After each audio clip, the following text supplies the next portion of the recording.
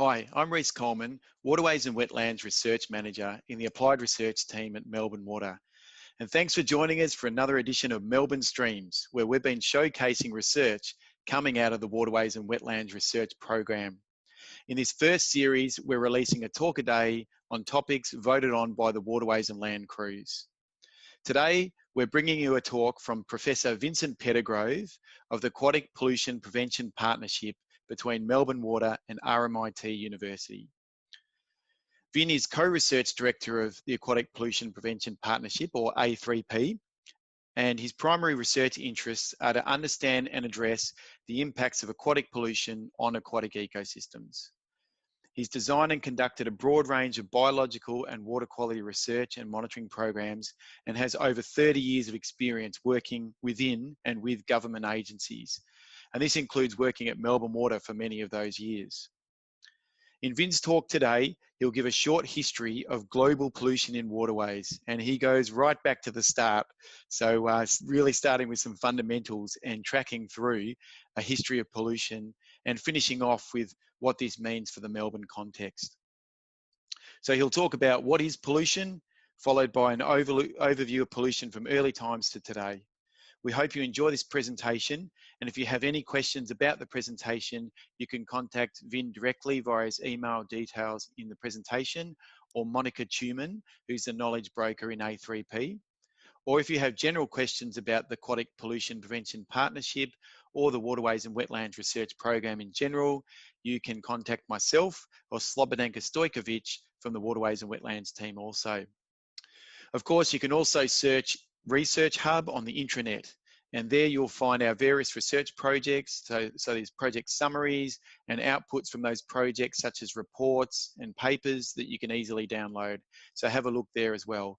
We hope you enjoy this presentation from Vin, and we look forward to providing you more talks in the days to come. Thanks.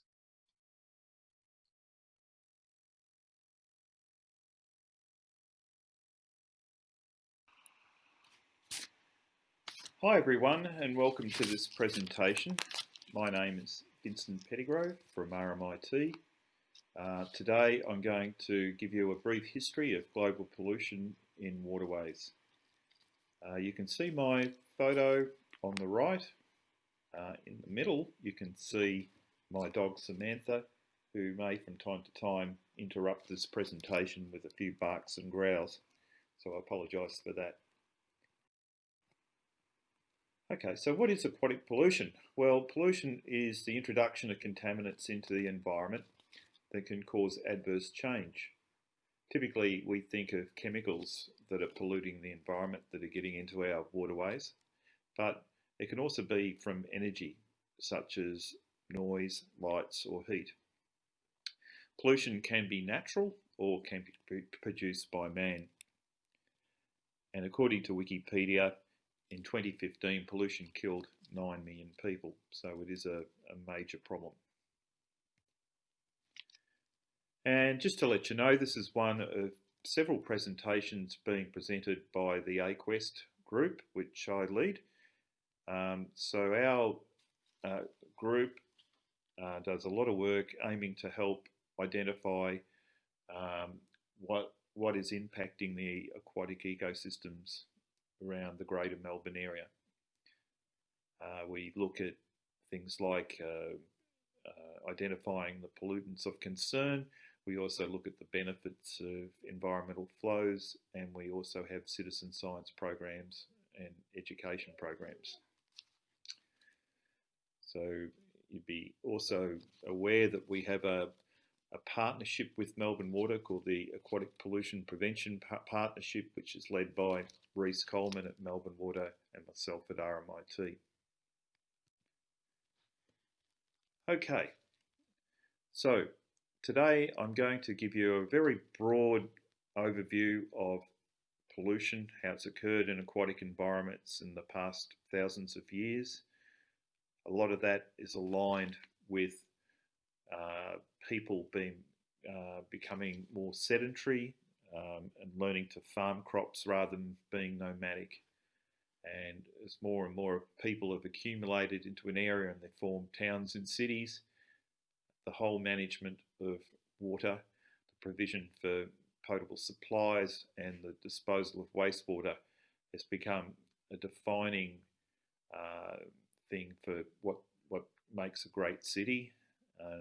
If you can do that well, you become a great city. If you don't do it very well, bad luck. It's not too good.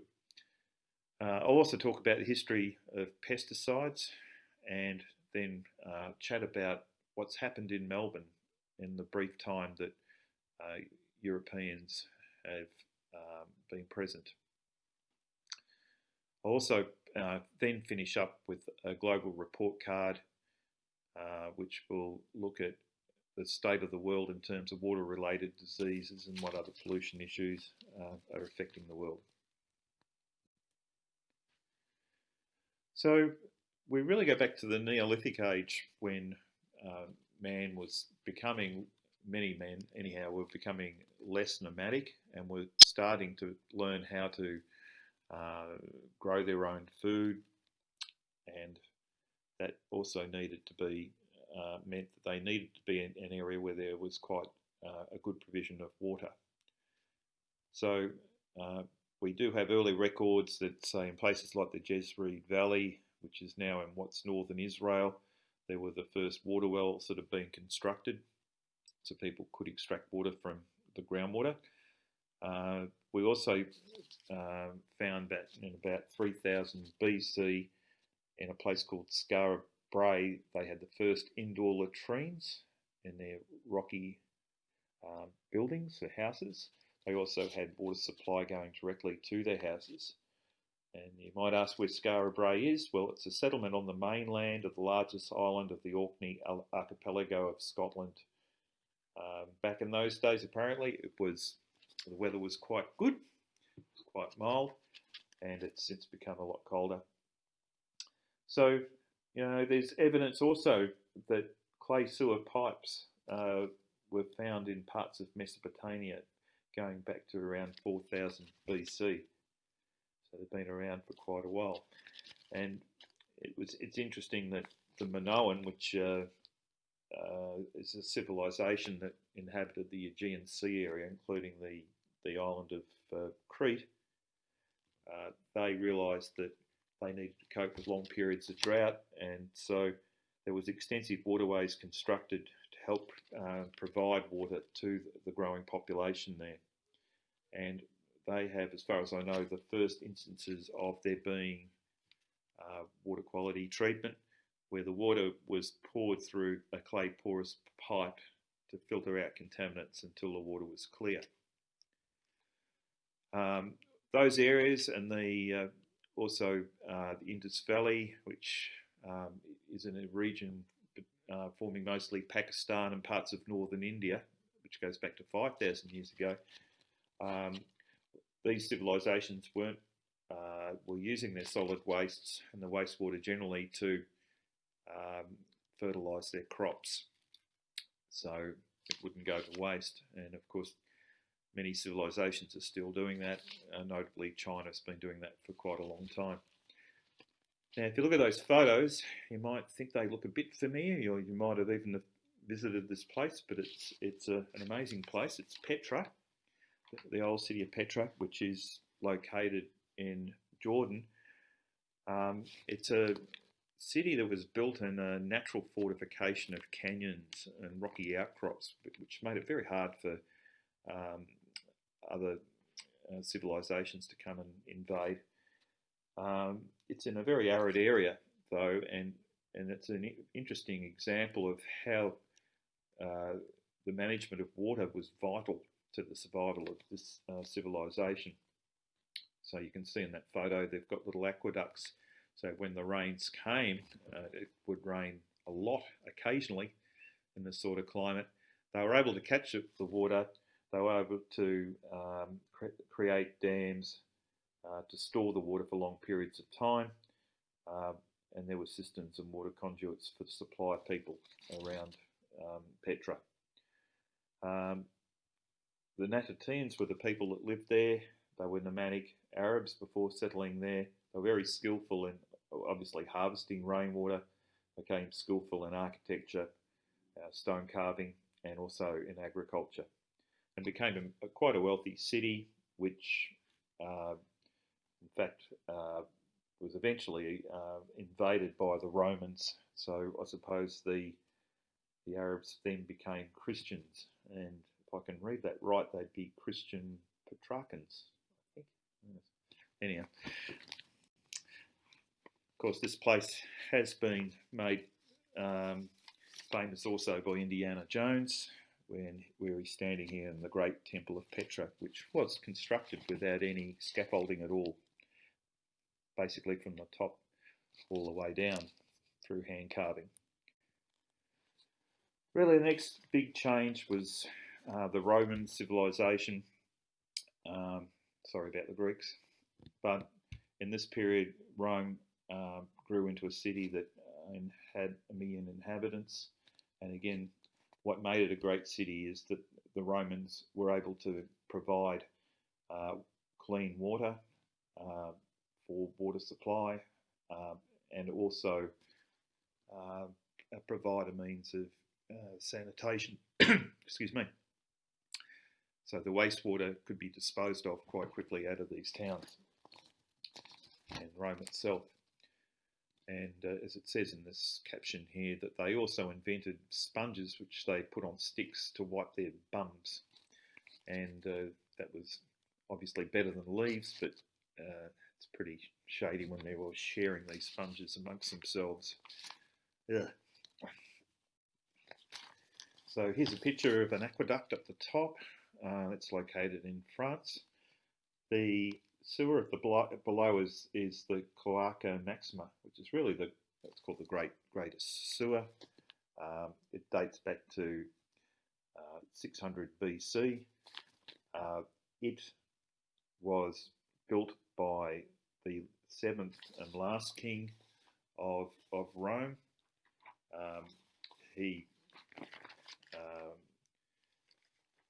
So it was originally built to drain the marshes around Rome, and it ended up, just being a sewer in the end, where people would dispose their wastewater and bodies and all sorts of things that they didn't want anymore, and it would all be flushed out into the Tiber River, which is in the foreground there.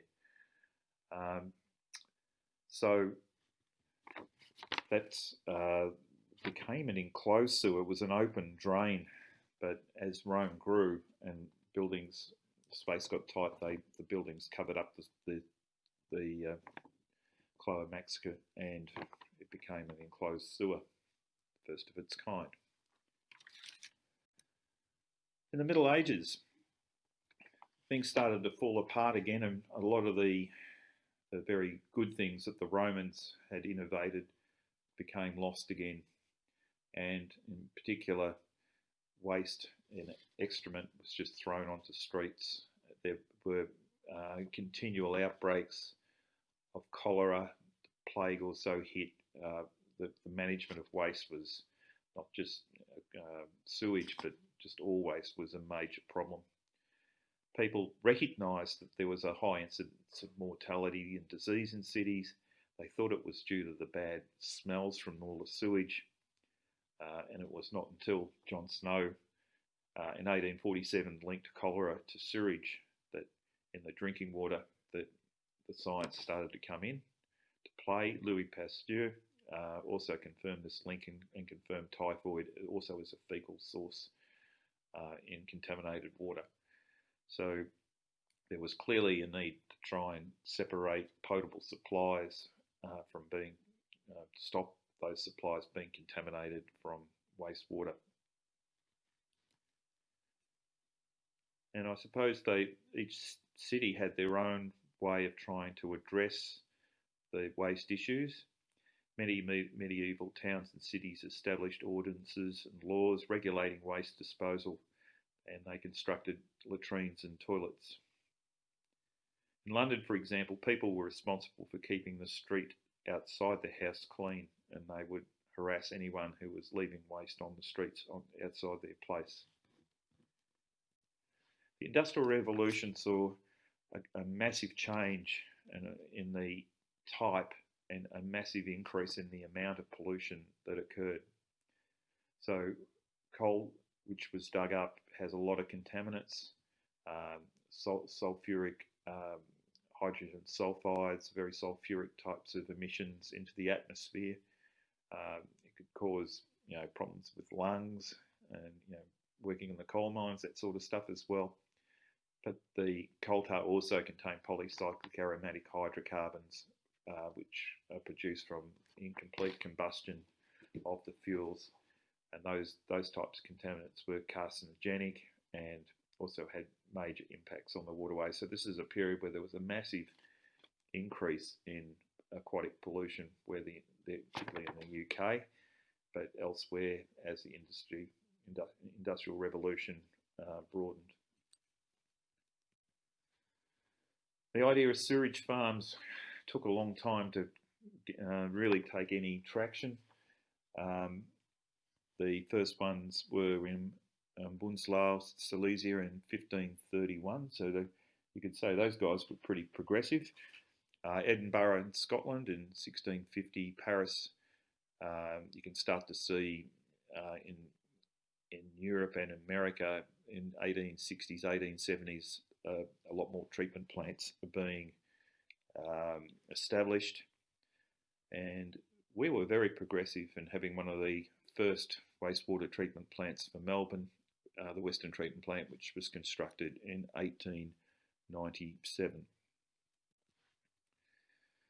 It's also worth looking at pesticides. So surprisingly, pesticides have been used on crops as far back as 4500 BP in the ancient Sumer society, where they used elemental sulfur, which would kill the pests on the grains. There was also reports around 4000 BP that in Rigveda, poisonous plants were used to kill pests as well. In the 15th century, things got a bit crazy. They were using elements like arsenic, mercury and lead, which in their own right are quite toxic. In the 17th century, there were reports of nicotine sulfate being used, and that was derived from the tobacco plant. So it was an interesting discovery, which I can mention. We're just developing that technology more now for pesticides, using nicotine-based pesticides. In the 19th century, they found that pyrethrum could be extracted from the chrysanthemum flower and rotenone from a tropical plant root, and so they were quite effective. Really, in the last 100 years or so, there's been, in fact probably less than that, there's been quite a revolution in pesticide use. DDT was first synthesised in 1874. It's an organochlorine pesticide. The organochlorines were the first types of pesticides used. They're very general. They can kill everything, not just the pest that you want to control. And they also have the problem of being toxic to humans. They can be bioaccumulated through the food chain and cause cancers to humans. And there were also issues with animals like eagles having very thin eggshells as a result of exposure to organochlorine. So a whole lot of things happened. DDT, one of these organochlorines, was discovered by Paul Muller in 1939 to be an insecticide, and it was extensively used in the second half of World War II to control malaria and typhus, and probably saved a lot of lives from those diseases. In 1975, other types of pesticides became more prominent. They were organophosphates and carbamates, still fairly general in their nature. In other words, they just didn't kill their target pest. They could kill many non-target animals, organisms as well. And in the 1960s, triazine herbicides were produced, and these herbicides are still being used today. So things like simazine is widespread right throughout Melbourne, even now. Atrazine is widely used on canola crops, as you can see in that photo. a lot of the canola strains now resistant to atrazine, so you just apply the atrazine over the field, it kills everything else but the canola. And again, we have that pollution's widespread. Many of those types of herbicides can contaminate groundwater, and they've been banned in many countries around the world, but not in Australia. Glyphosate was created in 1970 by John F. Franz, who worked for Monsanto, and Monsanto had a patent on the glyphosate for quite a long time. Would have made a lot of money. Well, one of the biggest books of the 20th century was a book called Silent Spring, written by Rachel Carson. She ran a campaign against DDT in this book, and it started in 1958 when a friend of hers noticed that when her property had been sprayed with DDT to kill mosquitoes, it also killed all the birds that were exposed to it. Rachel was then funded by the Audubon Society, an environment group in the USA, to collate information about all the effects of DDT, and it culminated in her producing this book in 1962. It had a great impact. It saw these pesticides, initially DDT, but other organochlorines, be banned, and it saw a lot more international interest in trying to reduce pollution in aquatic environments in particular. So there was more scrutiny on what chemicals were being used, and that just hadn't happened in the past. It also led, I should say, to the creation of the US Environment Protection Agency, so there became a regulator in the US, and very soon after that there was the Victorian EPA was established, also as a regulator for Victoria. Okay, so let's just have a look at where we are now. We've seen the sort of evolution of trying to manage pollution in cities, particularly wastewater, and then pesticides, and the industrial revolution with all the industrial chemicals turning up. But still, a lot of the world is left behind. 40% of the 8.8 billion population have no acceptable means of sanitation. Still, 90% they just discharge their wastewater into drains and whatever, and it's not treated. It just goes into the rivers and the oceans. That's a massive number. And over 1 billion people draw water from unsafe sources. And what's that lead to? Well, the biggest issue is diarrheal diseases. It's a major cause of illness and death in the developing world, and we have an estimated 2.2 million people die every year from these types of diseases. And 90% of the mortalities are in children. Shigella bacterium causes dysentery. It's a bloody sort of dysentery. And the cure is two things. One, if you can get soap, washing hands with soap can reduce diarrhea by 35%. And the most important criterion is to have fresh water supply, uncontaminated water supply. So we know what the solutions are.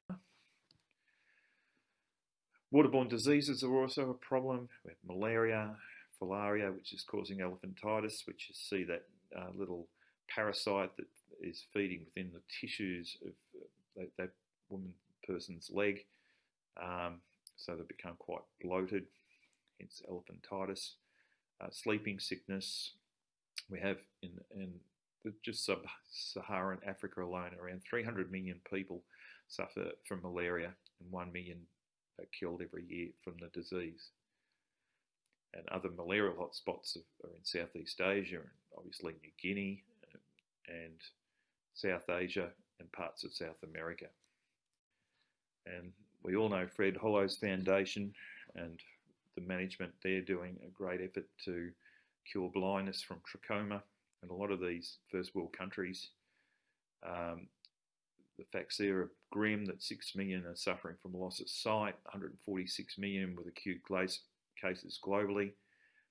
and it can be prevented by improving sanitation and teaching children to wash their faces using clean water. So again, provision of clean water is a cure to that, rather than trying to fix it up afterwards with operations.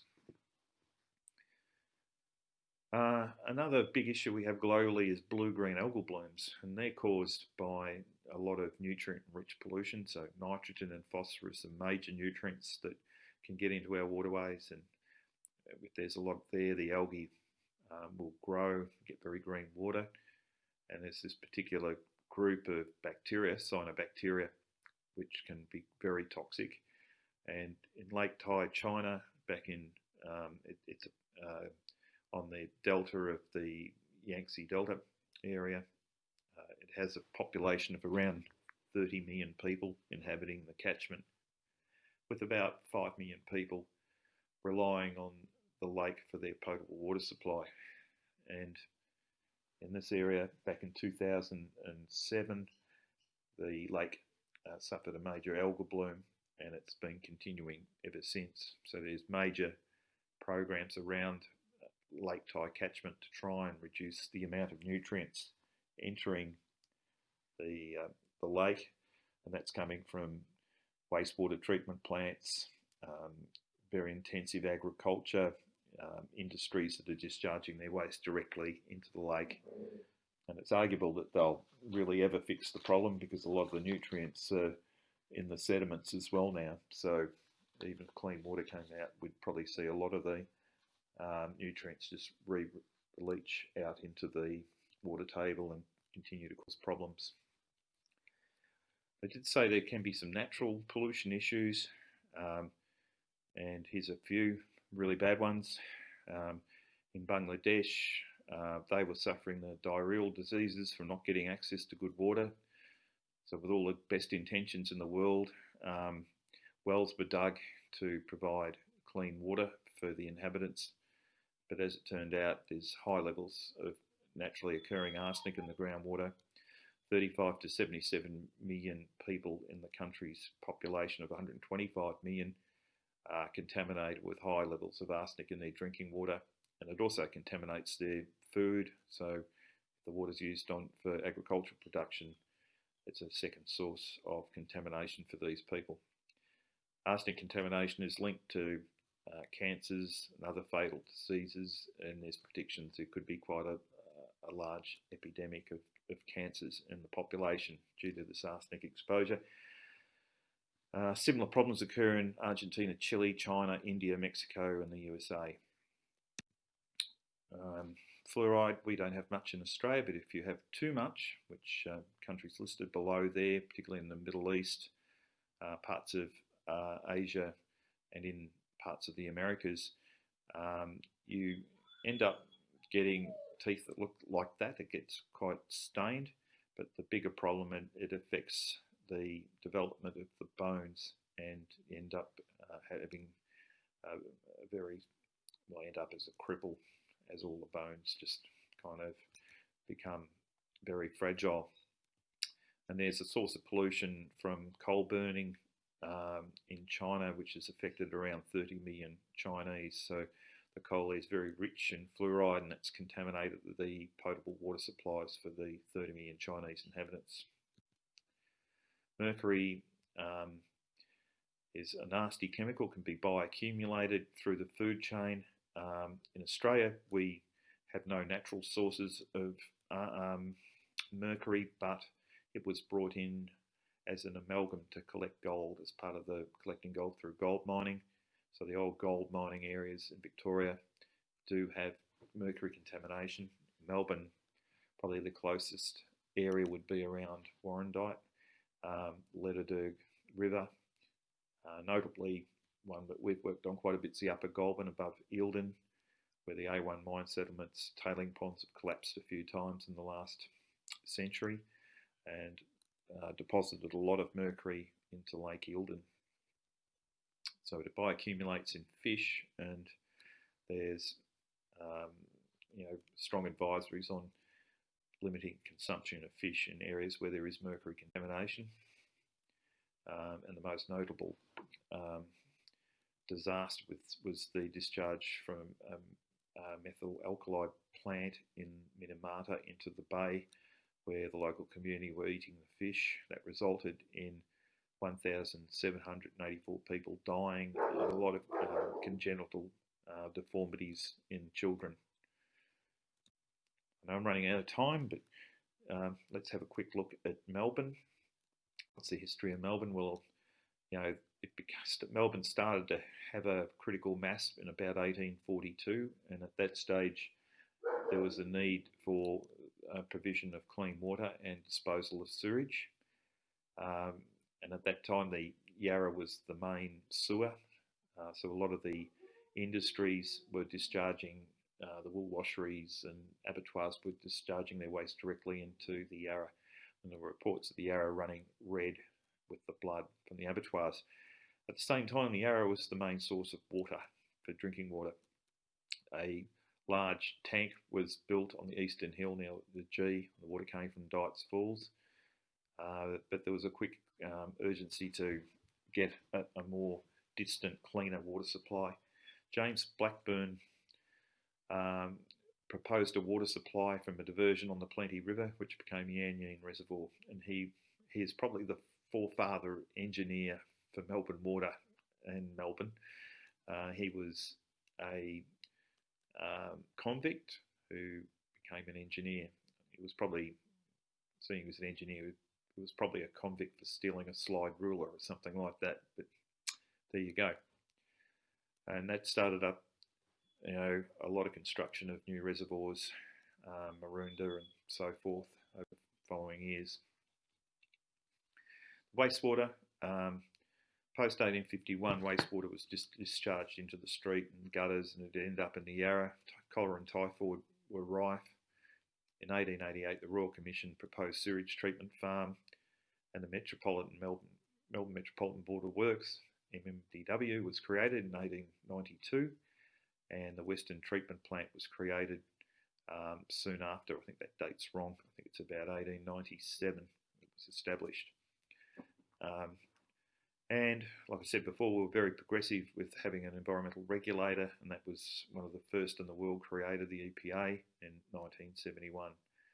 That's led to a lot of point source pollution, industrial runoff being reduced from being discharged directly into waterways, and for it to be diverted into sewers where necessary, or have the pollution reduced. Even though there's a battle over point source pollution, where Melbourne Water sits in the management of waterways is really looking at diffuse pollution, so no obvious point source from an industry, but more coming from runoff from buildings like houses and industries, runoff from roads, that sort of thing. And you all would be familiar with the term water sensitive urban design, looking at ways of trying to intercept the diffuse runoff of water, contaminated water, and trying to remove the contaminants, and stormwater wetlands is one of the most obvious ways of doing that, and that's where our research program with Melbourne Water fits in very well. We're looking at ways of identifying what are the major pollutants that we need to address to protect the values in Melbourne. Our values across three things.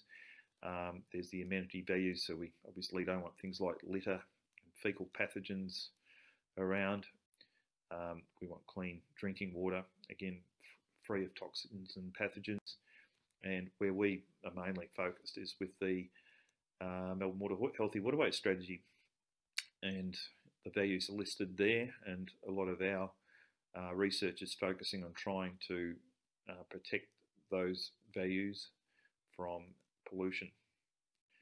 I've nearly finished, but the last thing to mention is the Port Phillip Bay study conducted by SORA in the 1990s found that nutrient pollution, particularly nitrogen pollution from the wastewater treatment plant and from the catchment was a major threat to the health of the bay, and there's been a lot of monitoring done looking at denitrification. And the good news is that in the intervening time, the bay has shown us a lot of resilience to the nitrogen, so that's good. And now we're really focusing on a whole new suite of contaminants. Many I've listed there. Neonicotinoid pesticides, I think it's quite funny because that's really based on the nicotine that in the 17th century was used on crops. So those guys were pretty progressive for their time. I've got no time to talk about these chemicals, but we'll do that some other time. So thank you for listening. If you have any questions, please contact Monica Tuman, who's our knowledge broker for A3P. Right, thank you.